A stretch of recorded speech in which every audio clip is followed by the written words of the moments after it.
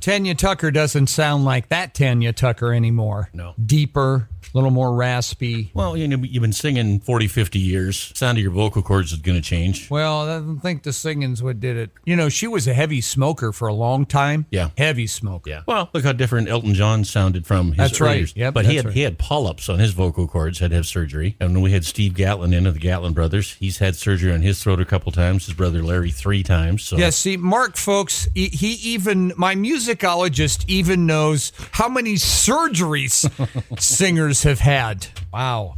Okay. Got a couple things there. News will be better today, folks. Got everything printed up. Got it in the order I want. It'll flow a lot better today than having to do things right off the screen. That's not my... You two sure you go through a lot of paper. Yeah, God. You know, in our business, that's like a guy from the hospital going into the operating room, say, "Hey, did you guys cut back on the amount of plastic gloves you're using in here? Mm-hmm. You sure go through a lot of gloves." Mm-hmm. It's crazy.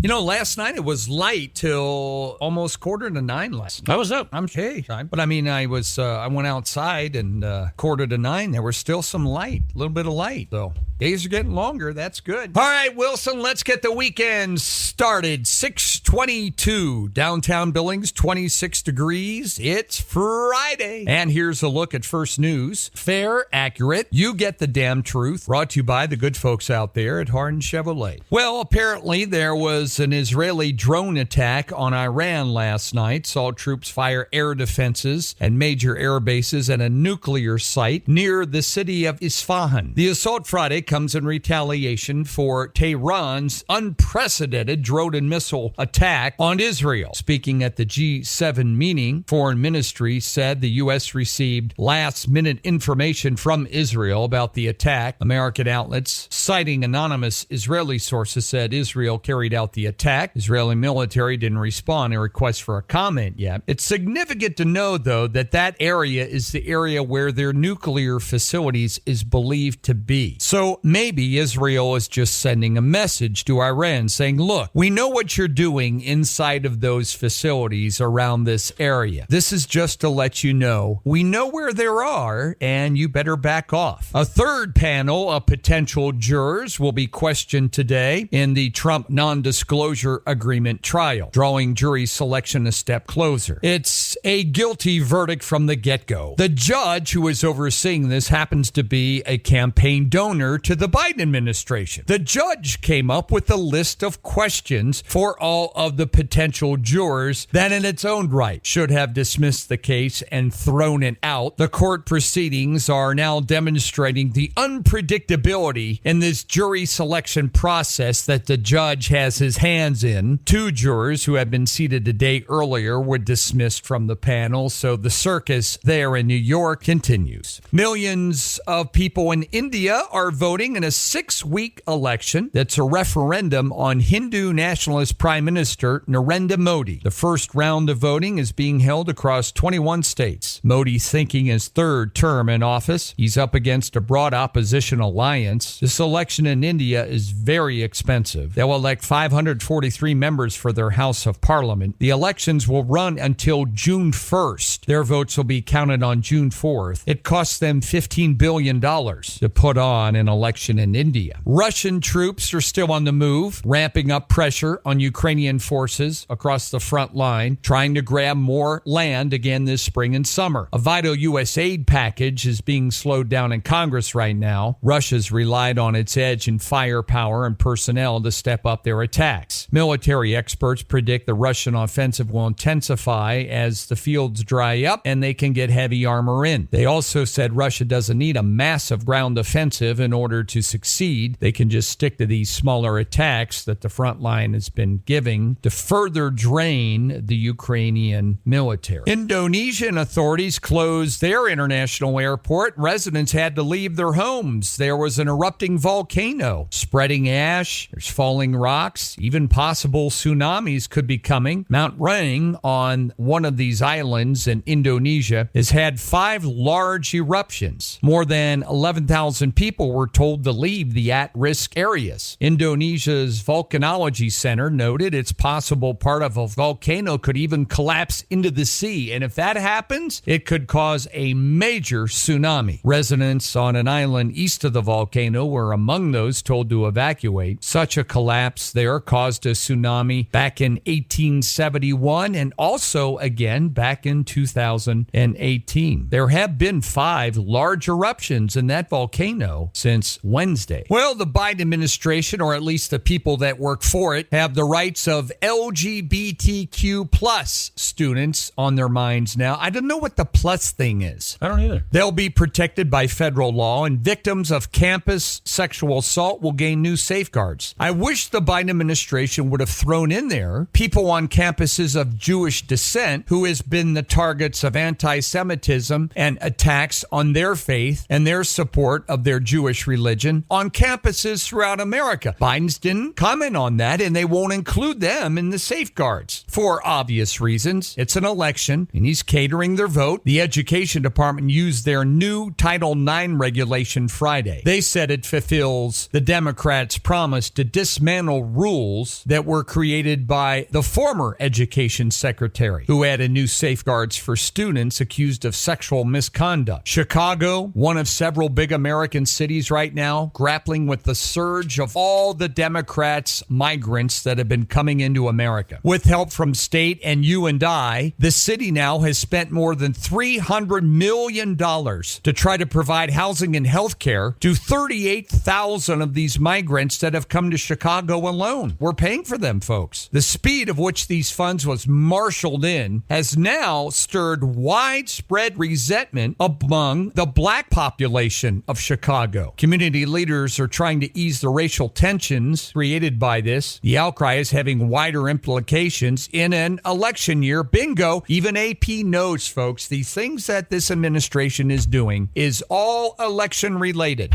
All of it. Dealing with the Jewish anti-Semitic attitudes, not making the Islamic populations mad in the country, catering to plus LGBTQ, A, B, C, D, E, F, G groups. All of this. AP even says this has implications in an election year. But the black community in Chicago is upset. They're taking their jobs, putting tougher strains on the schools and healthcare systems, making housing more difficult. He's got a problem there. Speaker Mike Johnson's unveiled a package of bills in the House that would provide aid to Ukraine and Israel and replenish our U.S. weapons systems that the Biden administration has depleted at an alarming rate and has left us vulnerable. The package is $95 billion and matches what the Senate passed in February. A couple differences. The main distinction is the House bill will provide $9 billion in economic assistance to the Ukraine in the form of forgivable loans. That is a phrase they've been using a lot lately, and what that means is transfer the burden of the debt from the Ukraine to you. That's right. Like the student loan forgiveness, transfer the debt burden from the students to you, because all of this has to be paid for, and you are going to pay for it. Spring home buying season off to a sluggish start. Rising prices. Sales of U.S. homes fell 4.3% in March. About 4.19 homes moved. That's lower than last year. We got the jobs report yesterday. 212,000 people applied for unemployment for the first time. Nobody brings this up, but I will. They're all talking about how strong the job market is. Only 212,000 people applied for unemployment last week. Folks, if you multiply that times 52 weeks, that means in 1 year, 11 million people applied for unemployment. Right. Does that sound like a great job market to you? No. 11 million people applied for unemployment over the last year. Asian stock markets tumbling today. Japan, Nikkei down 3.5%. Tensions in the Middle East weighed in this morning. Oil prices, as you can imagine, jumped overnight. At one point, they were up 4%. They've kind of tapered back a little bit. U.S. stocks drifted to a mixed finish and quiet trading. S&P yesterday was down 0.2. The Dow was up 0.1. NASDAQ down 0.5 of a point yesterday following a mixed set of profit reports coming in from the big companies. Netflix was in the news. Netflix gained another 9.3 million subscribers to start the year. Their profits soared. The performance demonstrates that Netflix is still building momentum going into the year. One of the reasons? The crackdown on freeloading viewers relying on on shared passwords.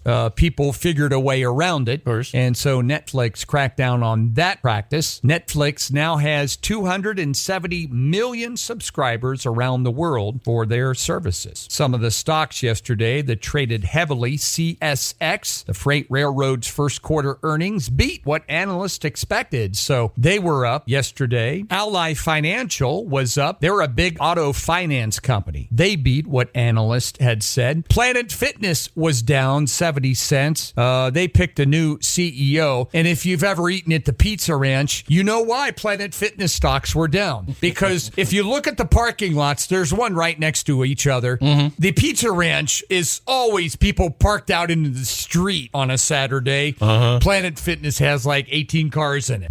So that's why their stocks were down as well. The Biden administration has finalized rules that will restrict new oil and gas leasing and development on parts of the Federal Petroleum Reserve in Alaska that they say are sensitive. The decision finalizes protections for the National Petroleum Reserve, first proposed last year by Biden's, and they are prepared to approve the controversial Willow Oil Project. The approval of that drew the fury of environmentalists who said it flew in the face of President Biden's pledges to combat being able to control the weather. A group of Senate Republicans, including Alaska Senator Dan Sullivan and Lisa Murkowski, condemned the decision even before it was officially announced. Burlington Northern Santa Fe Railway attorneys expected to argue this week before jurors that the railroad should not be liable for those lung cancer deaths of two former residents in Libby. Closing arguments are now scheduled for this morning in that lawsuit against the railroad. Libby among the deadliest sites in a federal Superfund pollution program. The asbestos came from a nearby vermiculite mine that used Burlington Northern to ship their product across the United States. The deceased plaintiffs say dust from the rail yard is what sickened and killed them. Attorneys for Warren Buffett-owned railroad said it was not told that the vermiculite was dangerous by the mine owner. That was W.R. Grace and Company. Oh, there's a bill out in California. They want to make more rental housing available to tenants who have pets. The Assembly bill would ban blanket no pet policies and prohibit landlords from charging extra if you have a dog, cat, or pet. Supporters said too many renters struggle to find housing because landlords won't take pets. Some tenants are forced to relinquish their pets to overcrowded shelters. Property owners said they're worried about the property damage that comes from pets. Look, we all have pets. I told you the story about my throw rug last week. Right. You know what pets do? Mm-hmm. The bill's awaiting a vote by the full assembly, and then we'll go to the Senate, but they'll probably pass that. So in California, if you rent, you won't be able to tell anybody you're not allowed to have pets. Pets will be accepted. And got a big, beautiful condo you just bought, rented out for the first time, and that guy's got 6 cats. 6 cats. So, you know, it's what they're doing out there in California. And weed advocates gearing up for their big holiday tomorrow, 420, marijuana's high holiday, often marked by large crowds gathering in parks and festivals at college campuses to all smoke weed together. Now, keep in mind, these get-togethers, they don't start too early. Oh, of course not. This year, activists can reflect on how far weed has come. Medical dope is now legal in 38 states. Of those, 24 also allow recreational use. But you can't have recreational use of Sudafed. No. Or Tylenol. Hey, you got to produce a driver's license, and then we will give you a limited number of days' supply. Joe Biden has pardoned thousands of people with federal simple possession convictions now. The Department of Health has recommended marijuana be reclassified as a low-schedule drug, which would affirm its medical use under federal law. I have no problem with that whatsoever. But I do have a problem of the guy that runs the pot shop giving the medical advice. Yeah. And not somebody who has gone to medical school, knows a patient's history, knows how it works with other drugs in and out of your body, all that. Can't just go in there and have some guy say, dude, this is a good one. And not know your medical history. Yeah. And if it is a drug, how can they legally prescribe it? Only doctors can write prescriptions. Has anybody ever walked into a pot shop and the guy said, we don't have anything here that you need? Exactly. So that's one of the problems problems I have with In sports, women's basketball, the draft set new TV ratings records for that particular event. And Caitlin Clark signed her contract this week, and there's been a lot of hubbub because she's going to make like $75,000. Don't worry about that. News out. She is going to have her own shoe with Nike, and that deal will be 8 figures. And that reminded me of watching The Last Dance with Michael Jordan, because the Nike Air Jordan is an iconic shoe. And Jordan was the first athlete to get his own shoe. He didn't want to sign with Nike. He said, I'm going to sign with Adidas. And his mom said, you're going to go to Oregon and you're going to meet with those people and at least give them a chance. And look how that turned out. 42 degrees today, folks. That's well below normal, and it's going to be a little chilly out there. Hopefully the wind will back off a little today. And then starting on the weekend, things start getting better. 51 Saturday, 67 then on Sunday. So, and overnight lows are going to be still in the 20s. So if you have a little league game early tomorrow morning, it's going to be a little chilly out there again. Everybody will be bringing their thermoses with hot chocolate and coffee and wearing their insulated coveralls for baseball season in Montana. You got to love it. It's 26 out there right now, 641, and that's what's happening. Mark and Paul here together, kicking off the weekend. Thanks for tuning in to Cat Country.